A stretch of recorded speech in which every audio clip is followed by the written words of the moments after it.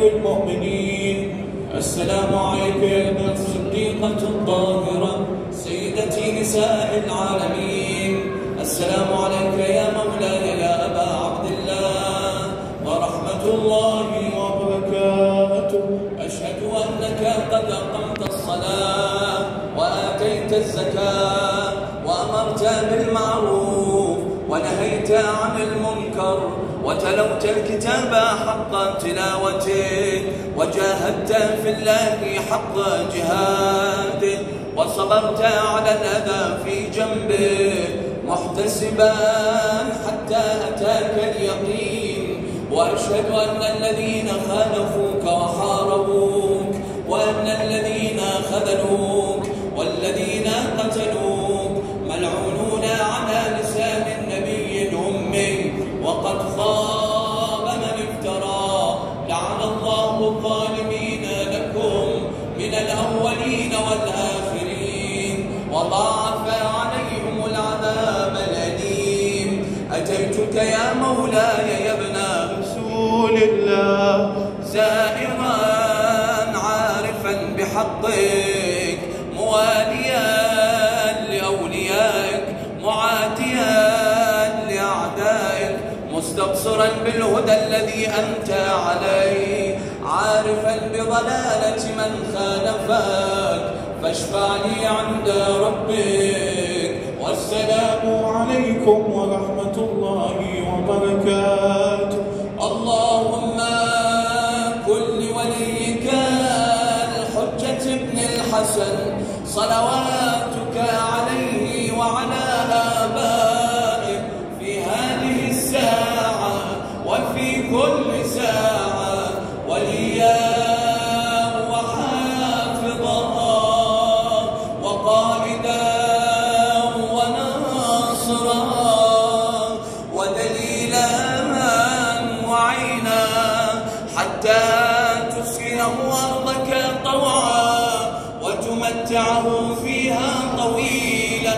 اللهم صل على محمد وآل محمد ووفقنا في يومنا هذا وليلتنا هذه وفي جميع أيامنا لاستعمال الخير وهجران الشر وشكر النعم واتباع السنن ومجانبة البدع والأمر بالمعروف والنهي عن المنكر وحياطة الإسلام وانتقاص الباطل وإذلاله ونصرة الحق وإعزازه وإرشاد الضال ومعاملة الضعيف وإدراك اللهيب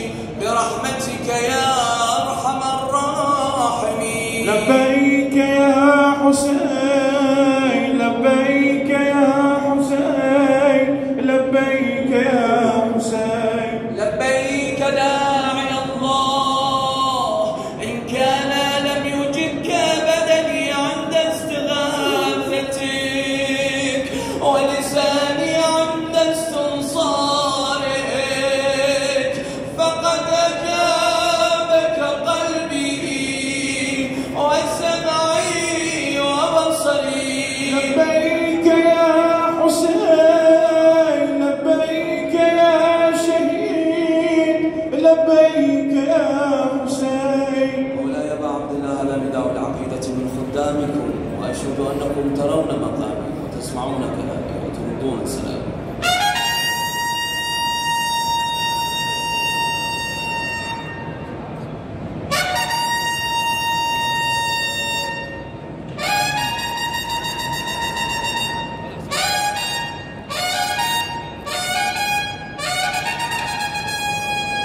نداء العقيدة في الخافقين حسين حسين حسين حسين. بيان الرسالات والأنبياء أطلت به للملا كربلاء وفاق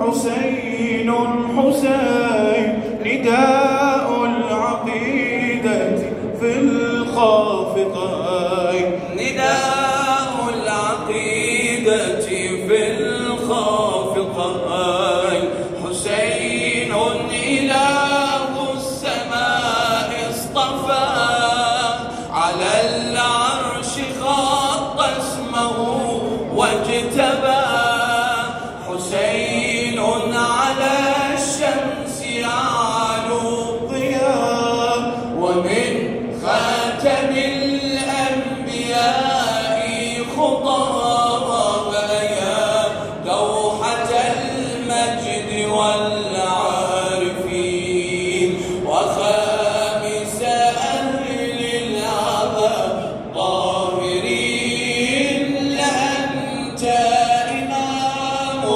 بأمر السماء أضلت به للملا كربلاء وفاضت بنحر الهدى كل عين حسين حسين حسين حسين حسين حسين